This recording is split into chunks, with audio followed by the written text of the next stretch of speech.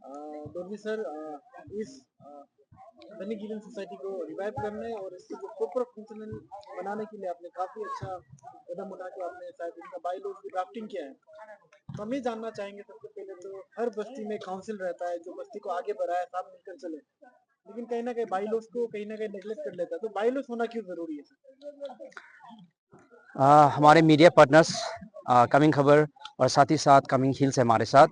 आज का इस सनी गिबी सोसाइटी का रिफॉर्मेशन और बायलॉज का जो डिलीबरेशन एंड एडॉप्शन था, इस अवसर में आप लोग आके कवर किया, बहुत बहुत धन्यवाद आप लोग को। आज जैसे कि आप देख रहे हैं कि तमाम जितने भी सनी गिबी सोसाइटी के जितने भी वरिष्ठ नेता, उसके बाद वरिष्ठ जितने भी स्टूडेंट्स, यूथ लीडर्स, उसके बाद विमेन ग्रुप्स जितने भी है, आज इसलिए आया है क्योंकि ये सोसाइटी का सबसे बड़ा एक बैनर है। और ये सोसाइटी सिर्फ एक फैमिली से या एक कोई जनजाति से नहीं, ये पांच भाइयों के सम्मेलन से बना हुआ शनगिबी सोसाइटी है। तो इसका देखिए, जहां जिस समुदाय में ज्यादा व्यक्ति रहता है या ज्यादा अगर आप जनजाति पाएंगे, उसमें बहुत सारा चीज एक कॉन्सोनेंस में रहना, बहुत सारा चीज एक सम्मेलन में रहना, एक एकजुट में रहना काफी मुश्किल हो जाता है। लेकिन बायलो तभी उस वक्त ऐसा ऐसा घड़ी में काम आता है जब हम लोग अपना राह से भटकने का चांसेस होता है। जिस तरह से हम लोग का 2011 में ये सोसाइटी का रेजोल्यूशन कुछ एडॉप्शन हुआ था, तो वो एक बेसिस फॉर्म हुआ। उसको हम कभी नहीं कहेंगे कि वो टोटली डिफंक्ट हुआ। वो एक फाउंडेशन, एक बुनियाद रहा है। उस दिन से लेके अभी 14 इयर्स के बाद जनरेशनल गैप है। पढ़ाई लिखाई जो यंग माइंड्स थे उस समय में, बहुत सारा छोटा बच्चा था, वो अभी बड़ा होके ग्रेजुएट हो गया, पोस्ट ग्रेजुएट हो गया। तो उन लोग के आने के बाद क्या हुआ है कि एक नीड फॉर रिफॉर्म्ड लॉ का जरूरी हुआ। हमारा ट्राइबल सोसाइटी में हमेशा कस्टमरी लॉ रहता है। जिस तरह से ऑल ओवर इंडिया या सारे देश भर में, सारे दुनिया भर में आपको स्टैट्यूटरी लॉस पाया जाता है। और जिस तरह से इंटरनेशनल, देश टू देश या कंट्री टू कंट्री जिस तरह से उन लोग का ताल्लुकात रहेगा, उसको एक इंटरनेशनल ट्रीटी के जरिए वो कुछ संबंध बांधता है। उसी तरह से हमारा देश इंडियन कानून के तहत वो हमारा एक संवैधानिक प्रणाली है जिसको हम लोग हमेशा मानता है, द इंडियन कॉन्स्टिट्यूशन। उसी तरह से जब हम लोग एक लोकल समुदाय में आता है, हम लोग का लोकल ड्वेलिंग्स में, इसको ट्राइबल सोसाइटी कहा जाता है। हम लोग one of the most democratic people, most democratic unit है इस संस्था का।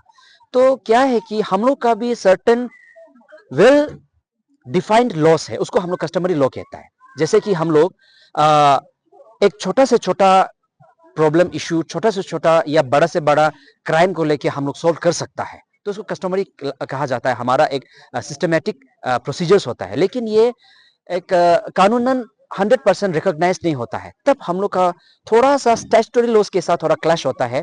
बट ये पूर्वजों के समय से आता आया हुआ है। इसलिए आज का दिन में the deliberation of our bylaws and adoption का कहना यह है कि हम लोग इसको एक कोडिफाइड रूप में लाने का हम लोग प्रयास किया है। और आज से सनी गिबी सोसाइटी इतना एक बड़ा सोसाइटी है, ये एक कोडिफाइड फॉर्म में हम लोग इस हमारा जो लोकल डायलेक्ट में इसको शोध कोकुन कहते हैं, लेकिन इसको हम लोग का लीगल टर्म्स में बाइलो कहते हैं।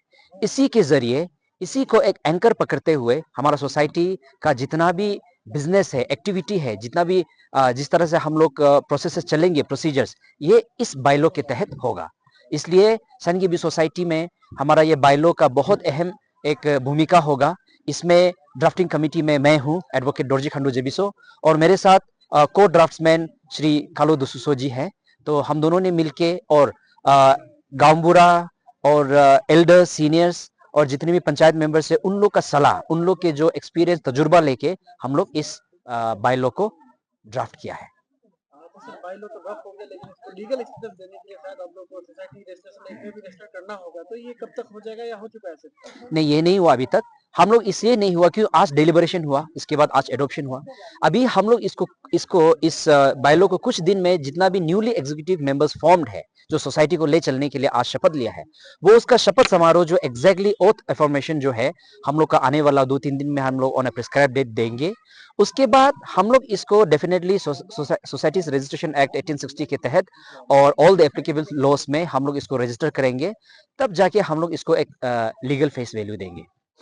तो सर हमने भी आगे देखा काफी डिबेट एंड अच्छा फ्रूटफुल डिबेट एंड डिस्कशन हुआ बाइलॉस को लेके, तो कौन सा पॉइंट को रिव्यू में रखा गया है? एग्जैक्टली हमारा खासकर बाकी सब पॉइंट्स तो हम लोग अडॉप्ट किया है।